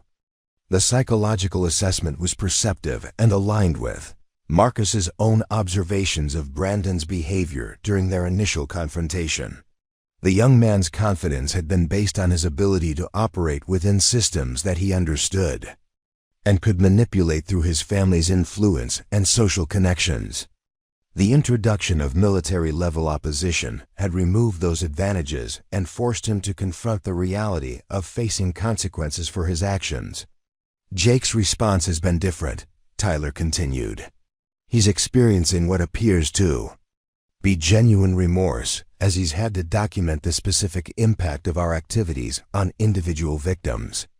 Writing out the details of what we did to David, particularly the intelligence gathering and psychological manipulation, has made him physically ill on several occasions. Marcus found Jake's reaction encouraging, as it suggested the possibility of genuine behavioral change rather than merely strategic compliance with the terms of their agreement. Military experience had taught him to distinguish between enemy personnel who cooperated out of fear and those who demonstrated authentic commitment to different values and behaviors. Your own assessment of the operational campaign? Marcus asked, interested in Tyler's analytical perspective on their activities. Now that he had been forced to document them comprehensively, Tyler was quiet for several moments, his expression revealing internal struggle as he processed the question. We conducted sophisticated psychological warfare against vulnerable civilian populations, including disabled veterans who had already sacrificed significantly in service to their country. When I write it out in those terms, using accurate military terminology rather than the euphemisms we use to justify our actions, it becomes clear that we were engaged in fundamentally dishonorable behavior. The acknowledgement represented a significant psychological breakthrough, demonstrating Tyler's ability to move beyond rationalizations and face the true nature of their harassment campaigns. Marcus recognized this as the kind of honest self-assessment that could form the foundation for genuine behavioral change and redirection of Tyler's considerable analytical capabilities toward positive purposes. The remediation proposals? Marcus asked, turning his attention to the laptop computer that Tyler had brought along with the written documentation. Tyler opened the laptop and navigated to a detailed spreadsheet that outlined financial compensation for medical expenses, academic support costs, and psychological counseling services for all identified victims of their harassment campaigns. The proposals were comprehensive and professionally structured, reflecting Tyler's understanding that meaningful remediation required more than simple apologies or promises of future good behavior. We researched the actual costs of David's medical treatment, including emergency room fees, surgical procedures, and ongoing physical therapy requirements, Tyler explained. We also calculated the academic impact of his missed classes, including tutoring costs and potential delays in his graduation timeline. The total comes to approximately $47,000 in direct financial damages. Marcus was impressed by the thoroughness of the financial analysis, which demonstrated genuine effort to understand and address the concrete consequences of their actions rather than merely minimizing their responsibility. The figure represented significant financial commitment that would ensure Brandon's group understood the real-world cost of their sophisticated cruelty. The other victims? Marcus asked, noting additional spreadsheet tabs that appeared to contain similar analyses for the other students who had been targeted by their harassment campaigns. Each victim has been assessed individually based on the specific impact of our activities on their academic performance, psychological well-being, and financial circumstances, Tyler replied. We identified students who withdrew from classes, sought psychological counseling, or incurred additional expenses due to our harassment. The total remediation package approaches $180,000 across all victims. The comprehensive nature of the financial analysis revealed the true scope of damage that Brandon's group had inflicted through their systematic harassment campaigns. The seemingly sophisticated pranks and psychological manipulation had resulted in substantial harm to multiple students, with costs that extended far beyond the immediate incidents to encompass long-term academic and psychological consequences. How do you propose to fund these remediation payments? Marcus asked, recognizing that the financial obligations would require significant resources that might not be readily available to college students, even those from wealthy families.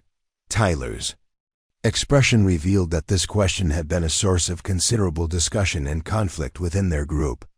Brandon's family has the financial resources to cover the majority of the costs, though it will require disclosure of our activities to his parents and potentially other family members. Jake's family can contribute a smaller amount, and I can access funds from my college savings account. The requirement for family disclosure represented an additional consequence that Brandon had clearly not anticipated when he had agreed to the terms of their surrender. The sophisticated harassment campaigns that he had conducted in secret would now have to be explained to parents and family members who had presumably funded his education without understanding how their resources were being used to target vulnerable students. Marcus reviewed the final sections of the documentation, which included detailed psychological profiles of each victim and assessment of the long-term impact of their harassment activities.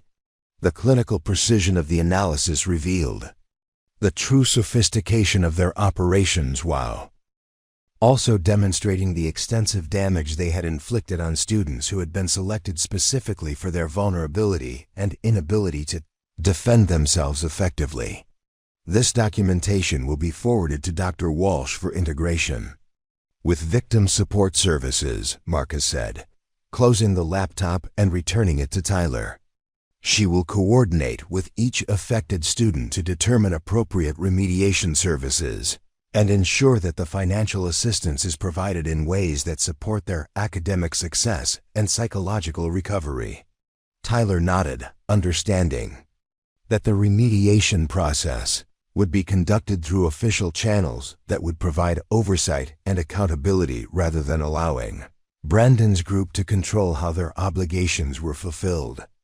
The arrangement would ensure that victims received appropriate support while preventing any additional opportunities for manipulation or psychological pressure. 6 months later, on a warm spring morning in late May, Marcus stood at his usual position near the maintenance shed, observing the Riverside Community College campus as students moved between final exams and graduation preparations. The transformation that had occurred since the December confrontation was visible in ways both subtle and profound, marking not just the end of Brandon's harassment campaign, but the beginning of fundamental changes in how vulnerable students experienced their educational environment. David Hernandez had returned to campus in February, his recovery from the physical injuries slower than anticipated, but his psychological healing accelerated by the revelation that his fall had not been the result of his own limitations or clumsiness. Dr. Walsh had carefully managed the disclosure process, helping David understand that he had been the target of a sophisticated harassment campaign while providing the therapeutic support necessary to process the complex emotions that accompanied this knowledge. The young veteran's response to learning the truth about his assault had surprised everyone involved, including Marcus. Rather than anger or demands for revenge, David had expressed a combination of relief and determination that spoke to the character that had made him an effective soldier and was now making him a successful student. The knowledge that his accident had been deliberate removed the self-doubt that had been undermining his confidence, while the understanding that he had been specifically targeted because of his vulnerabilities had motivated him to become an advocate for other students facing similar challenges. Marcus watched David crossing the courtyard with a group of fellow students, his gait still affected by the injuries from his fall, but his posture reflecting the confidence that had been absent during the months when he believed himself responsible for his own victimization. The young veteran had not only returned to his academic pursuits, but had become a leader in the campus veterans organization and a mentor to other students with disabilities who were navigating the challenges of higher education. The veterans support group had expanded significantly since the revelation of the surveillance operation, with Dr. Walsh implementing enhanced security measures and confidentiality protections that had actually made the therapeutic environment more effective for all participants. The knowledge that their privacy had been violated and weaponized had initially traumatized group members, but the comprehensive remediation efforts and improved safeguards had ultimately strengthened their sense of community and mutual support. Brandon Kellerman's trajectory had been markedly different, though perhaps more complex than anyone had initially anticipated. The disclosure of his harassment activities to his family had resulted in immediate consequences that extended far beyond the financial obligations for victim remediation. His father's construction companies had implemented comprehensive anti-bullying policies and established scholarship funds for disabled veterans pursuing education, while his mother had resigned from her charitable foundation positions to focus on understanding how her son had developed such sophisticated capacity for systematic cruelty. The young man himself had withdrawn from Riverside Community College at the end of the fall semester, not due to disciplinary action, but as part of a comprehensive intervention plan developed by his family in consultation with psychological professionals. Brandon was now enrolled in a therapeutic program focused on empathy development and understanding the impact of privilege on social dynamics, while also performing community service at veteran rehabilitation facilities under professional supervision. Marcus had received periodic reports on Brandon's progress through Dr. Walsh, who maintained communication with the therapeutic professionals overseeing his rehabilitation. The report suggested that Brandon was struggling with the fundamental challenge of developing genuine empathy for people he had previously viewed as targets, rather than individuals deserving of respect and consideration. The process was slow and difficult, but showed signs of authentic engagement rather than merely strategic compliance with therapeutic requirements. Jake Morrison had remained at Riverside Community College, but had undergone his own transformation process, one that was more visible to the campus community and had become a source of inspiration for other students who recognized the possibility of genuine behavioral change.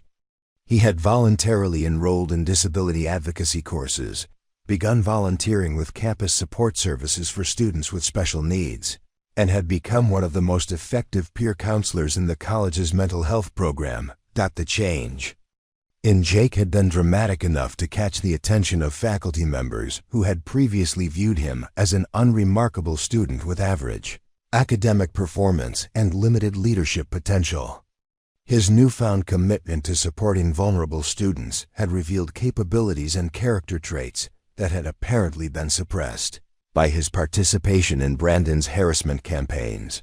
Dr. Walsh had noted that Jake's transformation seemed to reflect genuine relief at being freed from the psychological burden of systematic cruelty, as if participation in the harassment activities had been fundamentally incompatible with his authentic personality.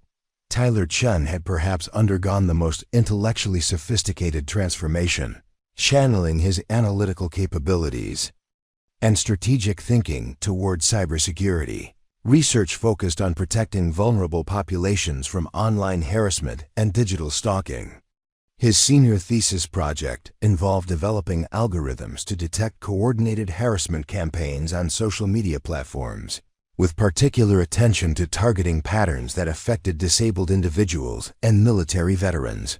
Marcus had maintained periodic contact with Tyler throughout the spring semester, recognizing the young man's potential to contribute significantly to protective technologies if his considerable intellectual capabilities could be permanently redirected toward constructive purposes.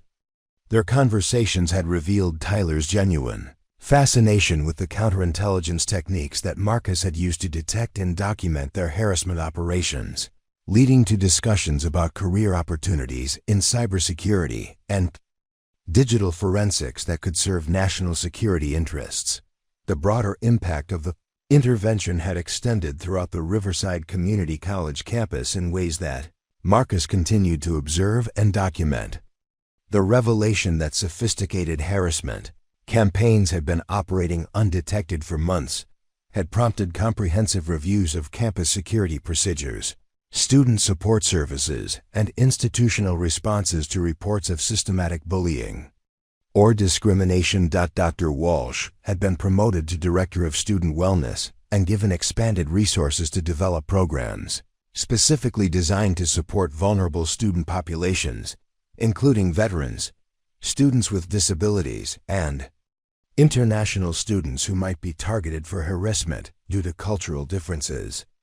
The Veterans Support Services had been integrated with disability services and mental health counseling to create a comprehensive support network that addressed the intersecting challenges faced by students with multiple vulnerability factors. Campus security had implemented new surveillance protocols and threat assessment procedures specifically designed to detect coordinated harassment campaigns before they could escalate to physical violence.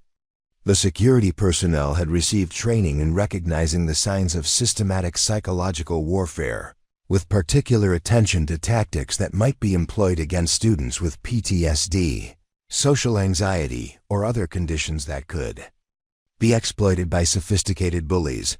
Marcus had been approached by the college administration about expanding his role beyond maintenance duties to include campus security consulting, recognizing that his military background and proven ability to detect sophisticated harassment operations represented valuable capabilities that could benefit the entire college community. He had declined the formal position, but had agreed to serve as an informal advisor on threat assessment and protective security measures. The spring semester had also brought recognition of David's academic achievements, with the young veteran earning placement on the dean's list and receiving a scholarship for continued study in social work. His senior thesis project focused on developing peer support programs for veterans transitioning to civilian careers, drawing on his own experiences with both trauma and recovery to create resources that could benefit other former service members facing similar challenges. As Marcus observed the campus activity on this final day of the spring semester, he reflected on the complexity of human nature and the potential for both harm and healing that existed within every individual. Brandon's group had demonstrated sophisticated capabilities for systematic cruelty, but they had also shown potential for genuine transformation when confronted with the consequences of their actions and provided with appropriate support and accountability. The intervention that had begun with military-style surveillance and psychological pressure had evolved into a comprehensive community response that addressed not just the immediate threat, but the underlying conditions that had allowed systematic harassment to flourish undetected. The campus was now safer for all students, but particularly for those whose vulnerabilities had previously made them targets for sophisticated predators who understood how to exploit systemic weaknesses and institutional protection mechanisms. Marcus smiled slightly as he watched David leading a group of incoming veteran students on a campus tour, his voice carrying across the courtyard as he explained the various support services and academic resources available to help them succeed in their educational pursuits. The transformation was complete. The victim had become the protector, the target had become the advocate, and the campus community had developed the awareness and capabilities necessary to prevent future predation against its most vulnerable members. As the semester ended and students departed for summer break, Marcus received an unexpected visitor at the maintenance shed. David Hernandez approached with a small wrapped package, his expression carrying the quiet dignity that had helped him survive both combat and college harassment. "I wanted to thank you properly," David said, extending the package. "Dr. Walsh told me what you did, how you protected not just me but other students who were being targeted." Marcus unwrapped the package to find a small military challenge coin, custom-made with the Riverside Community College logo on one side and the Army Ranger insignia on the other. Engraved around the edge were the words, "Guardian Angels come in all forms." "You didn't have to intervene," David continued. "You could have stayed invisible, kept your head down, avoided the complications. But you chose to stand up for people who couldn't stand up for themselves. That's what real soldiers do." Marcus studied the coin, feeling the weight of recognition from a fellow veteran who understood the true cost of protection. "We look out for each other," he said simply. "That's the job." As David walked away to begin his summer internship at the VA hospital, Marcus reflected on the unexpected turns life could take. He had come to Riverside seeking invisibility and peace, but had discovered that his greatest purpose lay not in hiding from his military identity, but in using those skills to serve his community in new ways. The bullies had thought they could destroy a disabled veteran with impunity.